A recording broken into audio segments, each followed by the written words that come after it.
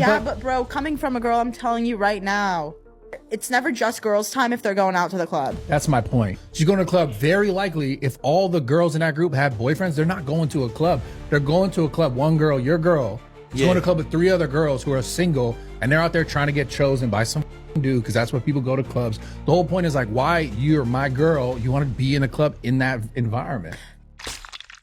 Women are really into the guy that is, for example, if there's a guy and he's with a girl and she's very like pretty, very like successful, like she seems like she's really got it, the girl will literally envy her and they will try to get in there with that guy because they're like, that guy must have something to get very valuable, that girl is there with him, walking into these places with him. Like, I've had it with my partner so many times. Like, girls will be giving him some like signals or something, you know, just because they've seen him like with me and they're just like, well, wonder what she's doing with him, kind of thing. So I've never done that. I've never been interested in a man who's with another woman. Like, that's not attractive to me. I know why they do it. This is what you call mate choice copying. And it basically means when women see a guy with a very attractive girl, something clicks in their brain that tells them, this guy must have something special about him if he can get with a woman like that. When a woman sees a guy with a hot girl, it can also trigger a sense of urgency, scarcity, or exclusivity, and all this can make a guy more appealing. The same thing also happens when women see a man with a wedding ring, but I'm not sure about how strong that reaction is because the other woman can't be seen. Now, while men also experience this mate copying choice thing, from what I have read, it's to a much lesser degree and doesn't really manifest in the same way. If you're thinking about hitting the club with a sexy girl who's friend-zoned you, think again, because when you've been friend-zoned, it's very apparent to other women, and they'll probably just end up thinking you're not worth their time if the woman you came in with has disqualified you. How to get in a guy's head. How to make him freaking obsessed with you. Now, I don't know if you're going to want to do this because they are going to be all over you. There will be no more chasing needed by your end. They're going to be wrapped around your little finger. Number 1, text him his name and then don't answer. None. Done. We're ghost. We're gone. There is no response after that. He is going to be first kind of freaking out, kind of shitting himself, but then he's going to get into like, oh crap, I really want to know what she wants to say, whatever, and be so invested in you and in that conversation for as long as you don't answer. I don't know about you guys, but this is a surefire way to get your ass blocked if it was me. When people do this whole faking that you're busy thing, it's very off-putting and comes off as extremely immature. I'd wager that if a girl did this to a guy who was in that phase of his life, when he's all about the grind and setting up a future for himself, he probably wouldn't waste time on this. The only guy this type of thing would work on is the kind of guy who has very limited options, the kind of guy a girl like this wouldn't have given the time of day to begin with. And then once it is a couple hours, and when I say a couple, I mean about 4 to 5 hours later, then you can say, oh crap, I totally forgot what I was going to say. He will be wondering about it for days. Number 2, hold eye contact with him. It makes him so nervous and it creates like this sex drive and it'll make him want you even more. It'll make him start that obsession with you. But you have to keep the eye contact like very strong and very not weird and awkward, but just like you're actually looking at him and you're looking directly into his eyes. This really does sound like a guide that was created to manipulate men who don't have much luck with women. A competent guy isn't going to buckle at the knees just because a woman's looking him in the eye. What the heck kind of advice is this? My favorite thing in the world is telling a man that you don't know if he's your type. You're still kind of figuring it out. Now, this will make him want to be your type. This will make him want to figure out what your type is and be that person for you. And he's going to be invested into thinking everything that you want from him, and he's about to do that. Because men can't lose, and now it's a game to him. And last but not least, tell him that you feel safe with him. Guys love to be in their masculine era, and if you tell him that you feel safe with him, then he will be in that masculine era, and that is exactly how he wants to feel with a woman. So good luck, but use this wisely. I'll give her that last point. Guys do like to know that the woman they're with feels safe with them, but the rest of what she said, you can throw in the trash. Unless you are still in school or something like that, I doubt these tips will land women the kind of men they want. If your girl wanted to go to the club, how are you responding? Have fun. Bro, you're a simp.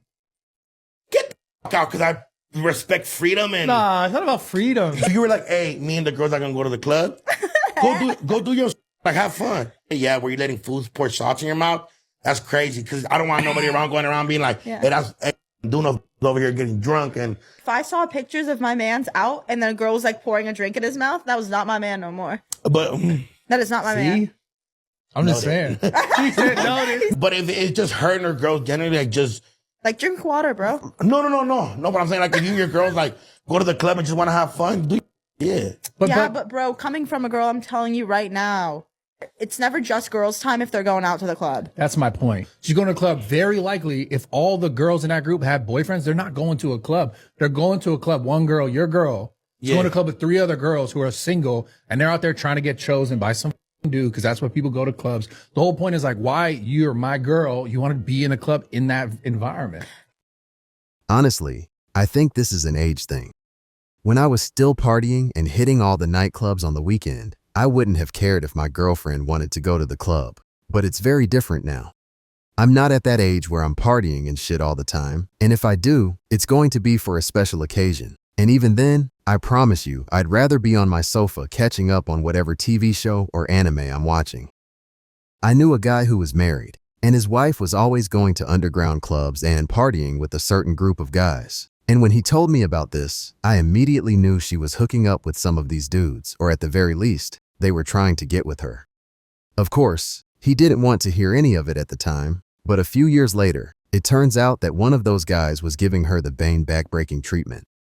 Keep in mind, this guy's much older than me, so I couldn't understand why his wife was still so involved in the nightlife scene. But when the truth came out, it all made sense. This girls' night out thing is going to really depend on where you live, the kind of partner you have, who her friends are, and their motivations for going out. In any case, clubbing and alcohol aren't going to strengthen your relationship, and however small it may be, it'll increase the risk of some type of cheating happening. Speaking of cheating and risks, let's get into this next video. If there has been an affair or some form of infidelity, can it be treated? 75% so far in our research cure rate. And when you say affair, is that a text? It could be an emotional affair as well as a sexual affair. A physical affair. So it can be emotionally, falling in love with somebody else without physical consummation, or physical consummation with somebody that you've fallen in love with, or just having sex outside the relationship, not an emotional connection, but just having sex when the agreement is monogamy. 75% is high, but I wonder what percentage of those relationships recovered after a physical affair was discovered, and how long did they track those couples for? While I don't want to believe it, sometimes I have to wonder, especially when I read all these Reddit cheating stories in which the person who was betrayed is all for reconciling things. I know that divorce isn't easy, but if my wife was getting folded like a pretzel behind my back, there's not a chance in hell that I'd be getting over that shit. So it almost always involves deception. Right, always. It always does. That's a big part of it, is the deception and broken trust. What affairs do is they turn, the hurt partner's world upside down. Everything they believed about the partner is wrong.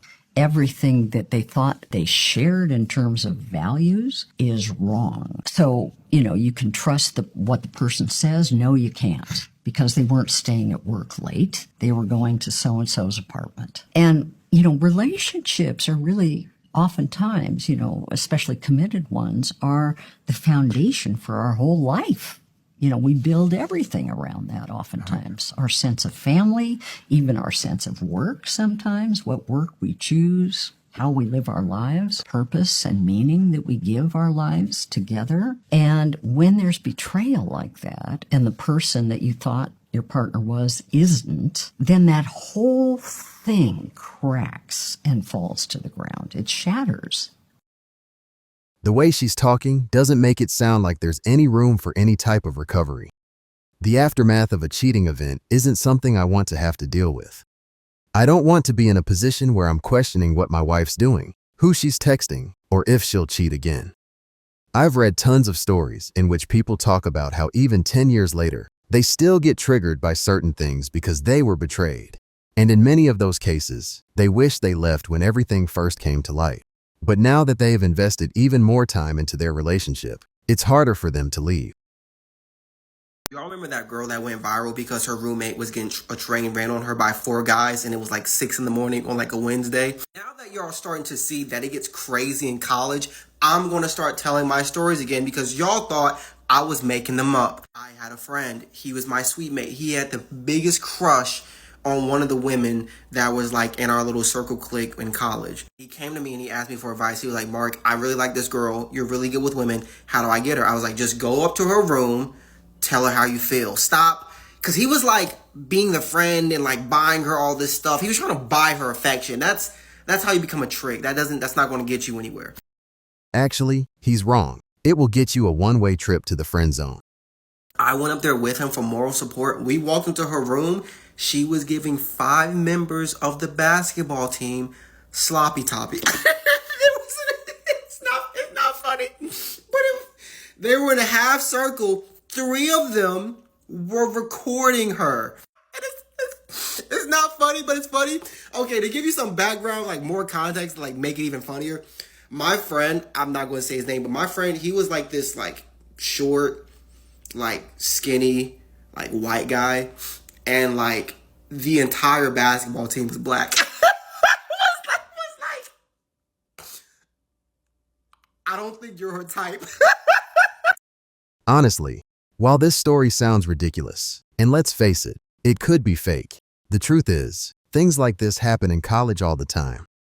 If you hang around the right or wrong type of people, depending on how you want to look at it, you'll be exposed to some of the craziest shit at college or university. Gosh, I can only imagine how devastated that guy must have been. And like most nice guys do, he probably envisioned his whole life with this girl, which only makes this story that much sadder. But let's get on to our last video for the day. If you thought dating was only rough for women, get this. So my best guy friend went on a bunch of dates with this girl, like maybe 4 or 5 dates, like really cute dates. He planned them. They were very elaborate.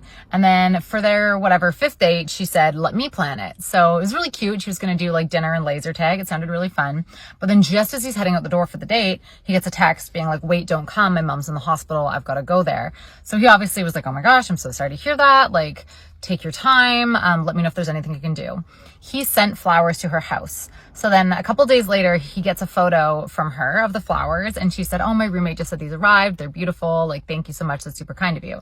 He responded being like, yeah, no problem. I hope everything's well. Like, let me know if you're down to meet up at some point. Obviously no rush. Yeah, hope things are good. Doesn't respond. So then he waits a couple more days and they were talking like every day. So he was like, hey, just want to check in. Like, I hope everything's going okay. I'm really sorry to hear about your mom, like thinking of you kind of thing. And then didn't hear from her again. So a couple of days later, we checked her Instagram. So she wasn't posting anything on Instagram, but she does have her ViscoCam link in her Instagram bio. She was at Coachella the entire time. Like, maybe there's a world where something happened and then she went to Coachella, but like the timing isn't right. Like, she literally was at Coachella the entire time, which like we obviously will never know the extent of how far that lie went. But imagine if she was fully lying, how bad she must have felt when those flowers arrived at her door. Like, oh, so bad. So I guess it's rough on both sides. I don't think she gave 2 shits about those flowers. It doesn't seem like they were seeing each other for very long, but the way she dropped that text about her mom being in the hospital was brutal, and by this time, she was probably getting her back blown out in every conceivable way, as we all know that Coachella isn't some kind of spiritual retreat. I mean, check this out from Digital Music News. According to a few surveys by TickPick.com, out of 1,000 past festival goers, roughly 50.2% are open to having a weekend fling. Even more impressive, 33.6% have actually participated in sexual relations with someone else. And this little chart helps to break down things even more when it comes to which festivals people are hooking up at, you know, just in case you're interested. I've never been a festival goer myself, but I have friends who used to be, and they got up to things that they never would have engaged in if they were at home or even on a regular holiday. I think music festivals just have a way of bringing out the primal nature in people. I mean, with music, good vibes, alcohol, and whatever else you can get your hands on, what else could you ever expect from a festival? In any case, I wonder if the girl in this story we just heard ever would have come clean about what she was really doing. But given that she already lied about it, I doubt she would, because it'd deal too big a blow to the trust in their relationship if they were to get serious. How do you get over the fact that someone lied to you about their mom being sick so they could go party for a weekend? If they're willing to lie about that, what else have they lied about? Seriously dating a woman who's still enjoying her party years is a mistake. It introduces too many risks to your relationship. And while temptation will always be a thing, I think it's best to limit your exposure as much as possible if you want to be faithful to your partner. But yeah, that brings us to the end of the video. But I'd be interested in hearing your thoughts on any of the clips we've been through today.